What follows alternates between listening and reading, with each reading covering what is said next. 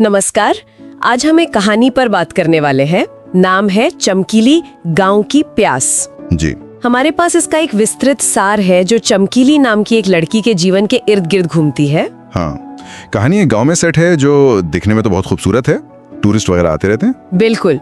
और इसमें चमकीली है, उसका पति जॉय, उनकी जिंदगी की जो मुश्किलें हैं और फिर कुछ बाहरी लोग आते हैं जिनसे हालात बदलते हैं। तो आज का मकसद है कि इस कहानी के प्लॉट को समझे, किरदारों की सोच क्या है, क्या विषय है इसमें, जैसा स्रोत में दिया गया है उस पर गहराई से नजर डालें। ठीक है, चलिए शुरू करते हैं। तो कहानी शुरू होती है चमकीली से।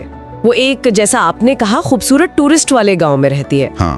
पर उसकी अपनी जिंदगी खूबसूरत नहीं है। मतलब वो गरीब है, गांव वालों के कपड़े नदी किनारे धोकर किसी तरह गुजारा कर रही है। हाँ, और यहीं से वो कॉन्ट्रास्ट दिखता है ना, बाहर की सुंदरता और अंदर का संघर्ष। और चमकीली की अपनी निजी जिंदगी में भी काफी दिक्कतें हैं। जैसे कि उसका पति जॉय, उसका कुछ वक्त पहले एक्सीडेंट हुआ था। अच्छा। जिसके बाद वो चल फिर नहीं सकता।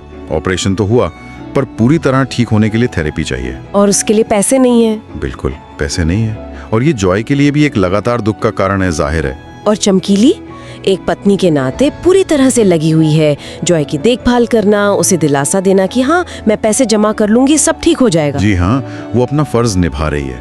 लेकिन इस सब के नीचे एक और परत है कहानी में। कौन सी परत? सार ये बताता है कि एक्सीडेंट के बाद जॉय शारीरिक रूप से भी संबंध बनाने में अक्षम हो गया है। स्रोत में तो काफी सीधी भाषा इस्तेमाल की है। तीसरी टांग की ताकत खो चुका था। ये बात तो कहानी को और जटिल बना देती है। बिल्कुल, यहीं से चमकीली के किरदार का आंतरिक द्वंद्व शुरू होता है। एक तरफ पति के प्रति कर्तव्य है, उसकी सेवा है, दूसरी तरफ उसकी अपनी जरूरतें हैं, शारीरिक, भावनात्मक, जो अधूरी हैं। और इसी बीच गांव का एक लड़का चू, उसका भी जिक्र है। हाँ, वो चमकीली को छेड़ता है, परेशान करता है, लेकिन चमकीली उसे कोई भाव नहीं देती, उसे पसंद नहीं करती। तो ये दिखाता है कि वो मजबूर तो है, पर शुरुआत में किसी तरह का समझौता नहीं करना चाहती। हाँ बिल्कुल। फिर कहानी में बाहरी दुनिया की एंट्री होती है। Tourist couple. हाँ, एक जोड़ा आता है, वो चमकीली से मिलते हैं जब वो नदी किनारे कपड़े धो रही होती है, काली गुफा का रास्ता पूछते हैं। और कहानी ये भी बताती है कि उस जोड़े में जो लड़का था वो चमकीली को देखकर आकर्षित होता है। जी, ये बाहरी दुनिया से पहला सीधा संपर्क है। और फिर कुछ ऐसा होता है जिसका चमकीली पर गहरा असर पड़ता है। क्या? घर लौटते समय वो उसी कपल को जंगल में अंतरंग होते हुए देख लेती है। अच्छा। और फिर कहानी बताती है कि वो दृश्य देखकर चमकीली खुद भी उत्तेजित हो जाती है। तो जैसे उसकी जो दबी हुई छाएं थी वो और ज्यादा सतह पर आ गई। हाँ बिल्कुल, ये एक तरह का ट्रिगर बन गया। जो उसके पास नहीं था वो उसे बाहर दिख गया। उसके अंदर का जो खालीपन था वो शायद और गहरा गया। तो माहौल में एक तरह की बेचैनी घुल गई है। और तभी एक और बाहरी किरदार आता है, पप्पू बदनाम। हाँ, पप्पू बदनाम। ये भी टूरिस्ट है पर अकेला आया है। जी। वो भी चमकीली से मिलता है, काली गुफा का रास्ता पूछता है और उसे चोकोबार देता है। हाँ, एक छोटी सी चीज, चोकोबार। शायद चमकीली के लिए रोजमर्रा से कुछ अलग, कुछ बाहरी दुनिया की निशानी। फिर चमकीली भी उसी तरफ जा रही होती है जिधर पप्पू को जाना था, क्योंकि उसका घर उसी रास्ते पे था। हाँ। तो वो साथ चलने लगते हैं। और तभी रास्ते में चमकीली के पैर में मोच आ जाती है। जी, और पप्पू मदद के लिए आगे आता है। वो उसकी मोच ठीक करने लगता है। ये एक अनपेक्षित फिजिकल कांटेक्ट का मोमेंट है। और कहानी के हिसाब से यही सब बदल जाता है। हाँ, यही एक बड़ा मोड़ आता है। पप्पू का छूना और शायद चमकीली के अंदर पहले से जो उथल पुथल चल रही थी। कहानी का सार तो ये बताता है कि चमकीली खुद पहल करती है। वो पहल करती है। हाँ, वो पप्पू को इशारा करती है और फिर उनके बीच शारीरिक संबंध बन जाते हैं। स्रोत में तो काफी नाटकीय भाषा का प्रयोग है, जैसे गुफा में ताबड़तोड़ फायरिंग। हाँ, तो ये सिर्फ एक शारीरिक घटना नहीं, बल्कि शायद चमकीली के लिए अपनी दबी हुई इच्छाओं का एक तरह का विस्फोट था। हो सकता है, लेकिन ये बात यहीं खत्म नहीं होती। अच्छा, आगे क्या हुआ? अगले दिन पप्पू उसका घर ढूंढते हुए पहुंच जाता है। उसे पता कैसे चला? वो तो कुछ मजाक में टाल देता है, लेकिन जब चमकीली उसे बताती है कि वो शादीशुदा है और उसका पति घर पर है जो चल नहीं सकता, तो पप्पू थोड़ा निराश होता है। लेकिन फिर वो कुछ ऐसा बताता है जो सब कुछ बदल देता है। हाँ, यही कहानी का एक और ट्विस्ट है। पप्पू बताता है कि वो अपने शहर में डॉक्टर है। डॉक्टर? हाँ, और लोगों की थेरेपी करता है। वो कहता है कि शायद वो जॉय की मदद कर सकता है। अरे, ये तो चमकीली के लिए एक अजीब सी स्थिति बन गई। एक तरफ अफेयर, दूसरी तरफ पति के ठीक होने की उम्मीद, और दोनों का सोर्स एक ही आदमी। बिल्कुल, दुविधा भी है और एक मौका भी। और चमकीली इस मौके को जाने नहीं देती। नहीं, वो पप्पू को घर ले आती है, लेकिन जॉय से सच छुपा लेती है। क्या झूठ बोलती है? वो कहती है कि गांव वालों में पप्पू को जॉय के इलाज के लिए भेजा है। ओह, तो अब एक दोहरा जीवन शुरू हो गया। हाँ बिल्कुल। एक तरफ वो पत्नी है जो उम्मीद कर रही है कि पति ठीक हो जाए, दूसरी तरफ वो पप्पू के साथ अपना रिश्ता भी जारी रखना चाहती है, और पप्पू वो जॉय की थेरेपी मुफ्त में शुरू कर देता है। और थेरेपी के दौरान भी इनका रिश्ता चलता रहता है। कहानी में तो कुछ ऐसे विवरण हैं जो काफी सीधे हैं। हाँ, स्रोत में बताया गया है कि थेरेपी के दौरान भी जब मौका मिलता, चमकीली पप्पू के साथ फ्लर्ट करती थी। स्रोत की भाषा थोड़ी ग्राफिक है, जैसे अपने तरबूजों को पप्पू के रगड़ रही थी या पप्पू के गुलके कर रही थी। ये भाषा कहानी की यथार्थ को दिखाती है या शायद उस वक्त चमकीली के बेबाकीपन को? कह सकते हैं, पर मुख्य बात यह है कि थेरेपी काम कर रही थी। जॉय की हालत धीरे धीरे सुधर रही थी। मतलब वो ठीक हो रहा था। हाँ, लेकिन साथ ही चमकीली और पप्पू का अफेयर भी चल रहा था। वो लोग पप्पू के टेंट में भी मिलते थे। तो एक तरह से चमकीली को लग रहा होगा कि सब उसके कंट्रोल में है, पति ठीक हो रहा है और उसकी अपनी इच्छाएं भी पूरी हो रही हैं। शायद, लेकिन ये कंट्रोल ज्यादा देर टिकता नहीं, क्योंकि चू वापस आता है। सही कहा।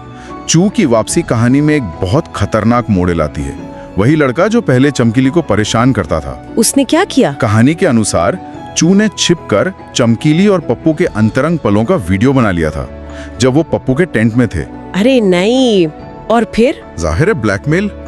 वो चमकीली को वीडियो दिखाकर धमकाता है, कहता है कि अगर उसकी बात नहीं मानी तो वो वीडियो जॉय को दिखा देगा। ये तो बहुत बुरा हुआ। चमकीली तो एकदम फंस गई। हाँ बिल्कुल, वो डर जाती है, मजबूर हो जाती है, और कहानी बताती है कि चू उसके साथ जबरदस्ती शारीरिक संबंध बनाता है। ये तो शोषण है।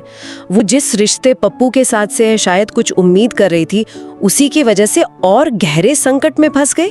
बिल्कुल, ये घटना उसकी लाचारी को दिखाती है। कहानी कहती है कि वो इस घटना से बुरी तरह टूट जाती है, रात भर सो नहीं पाती।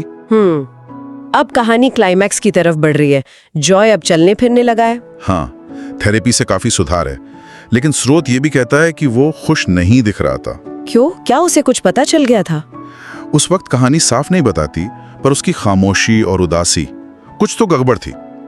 फिर एक रात जब चमकीली पप्पू के टेंट में थी, हाँ, पप्पू उससे पूछता है कि जॉय के ठीक होने के बाद उनके रिश्ते का क्या होगा। वो अपने प्यार का इजहार करता है, कहता है कि वो चमकीली को अपने साथ शहर ले जाना चाहता है। और चमकीली क्या कहती है? वो उसे भरोसा दिलाती है कि उनका रिश्ता जारी रहेगा। वो फिर से जॉय की उसी शारीरिक अक्षमता का जिक्र करती है। तीसरी टांग वाली बात, शायद उसे लग रहा था कि जॉय के चलने से भी उसकी ये जरूरत पूरी नहीं होगी। वो ये सब बातें कर ही रहे होते हैं कि चूहा आ जाता है, नशे में धुत। और फिर से वीडियो की धमकी। हाँ, इस बार पप्पू के सामने, और वो चमकीली पर जबरदस्ती करने की कोशिश करता है। जब चमकीली विरोध करती है तो वो बंदूक निकाल लेता है। बंदूक? मामला बहुत बिगड़ गया। हाँ, वो पप्पू को धमकाकर एक तरफ करता है और चमकीली को कपड़े उतारने को कहता है। माहौल एकदम तनावपूर्ण। और जैसे ही चू चमकीली पर हावी होने लगता है, पीछे से जॉय आता है और वो चू को मार देता है। जॉय, जो अब तक बेबस लग रहा था, उसने चू को मार दिया। हाँ, ये कहानी का सबसे बड़ा शॉक था, लेकिन इसके बाद जो खुलासा होता है वो शायद इससे भी ज्यादा चौंकाने वाला है। क्या खुलासा? जॉय बताता है कि उसे सब पता था चमकीली और पप्पू के अफेयर के बारे में। सब पता था? कब से? उसने उन्हें घर के बाहरी अंतरंग होते देख लिया था, लेकिन वो चुप रहा। चुप क्यों रहा? कहानी के मुताबिक जॉय ने कहा कि वो इसलिए चुप रहा क्योंकि उसने देखा कि चमकीली पप्पू के साथ खुश थी, और दूसरी बात, पप्पू उसकी थेरेपी करके उसकी मदद भी कर रहा था। ये तो यकीन करना मुश्किल है। जॉय का किरदार कितना कॉम्प्लेक्स है। मतलब अपना अपमान सहता रहा, अपनी पत्नी की खुशी के लिए या अपनी जरूरत के लिए। हाँ, यही सवाल उठता है, क्या ये त्याग था या स्वार्थ, या बस हालात से समझौता जब तक वो खुद ठीक ना हो जाए? क्या वो वाकई सिर्फ चमकीली की खुशी चाहता था, या वो जानता था कि पप्पू के बिना वो शायद ठीक नहीं हो पाता? कहानी सोचने पर मजबूर करती है। तो चूंकि मौत के बाद क्या होता है? पप्पू का क्या हुआ? अगली सुबह पप्पू गांव छोड़कर जाने लगता है। वो जॉय से माफी मांगता है। और जॉय गुस्से में तो है, पर उसे जाने देता है। वो कहता है कि तुम्हारी वजह से मैं चलने लगा हूं, इसलिए तुम्हें छोड़ रहा हूं, लेकिन दोबारा इस गांव में मत आना। और चमकीली और जॉय? पप्पू के जाने के बाद चमकीली अपने पति को धन्यवाद देती है कि उसने उसे माफ कर दिया। और फिर कहानी का आखिरी ट्विस्ट। क्या? स्रोत बताता है कि चलने फिरने लगने से जॉय की वो शारीरिक अक्षमता भी दूर हो गई। मतलब वो तीसरी टांग वाली बात। अच्छा। हाँ, और इसके बाद वो चमकीली के साथ संबंध स्थापित करता है। और कहानी से हैप्पी एंडिंग कहती है? जी हाँ, स्रोत के अनुसार इसे हैप्पी एंडिंग कहा गया है और वजह ये बताई है कि जॉय ने ऐसा इसलिए किया ताकि अब वो किसी और के पास न जा सके। ये एंडिंग तो अपने आप में बहुत सारे सवाल खड़े करती है। बिल्कुल। तो अगर हम पूरी कहानी को देखें, चमकीली गांव की प्यास में गरीबी है, मजबूरी है, इंसानी इच्छाएं हैं, बेवफाई है, बाहरी दुनिया का दखल है, शोषण, ब्लैकमेल, हिंसा और अंत में एक बहुत ही अजीब सा समाधान। हाँ, चमकीली की पूरी यात्रा उसकी अपनी इच्छाओं और उसके हालात के बीच एक संघर्ष है। वो निकलने की कोशिश करती है पर उसके तरीके उसे और फंसाते जाते हैं। और जोए का किरदार, उसकी चुप्पी, उसका बदला लेना और फिर अंत में अपनी पत्नी पर एक तरह से अधिकार जताना, ये सब मिलकर माफी, शायद स्वार्थ, हालात का दबाव, इन सब का एक जटिल मिश्रण दिखाते हैं। हाँ, और पप्पू और चू जैसे किरदार बाहरी कैटलिस्ट की तरह काम करते हैं जो किरदारों के अंदर छुपे सच को बाहर लाते हैं। पर ये सवाल तो रह ही जाता है कि क्या ये सच में हैप्पी एंडिंग है? हाँ, ये बड़ा सवाल है। क्या चमकीली को आखिर में वो मिला जो वो चाहती थी, या वो एक पिंजरे से निकलकर दूसरे में आ गई? जॉय का आखिरी कदम प्यार का सबूत है या मालिकाना हक का? ये कहानी मानवीय रिश्तों की जटिलताओं पर सोचने को मजबूर करती है।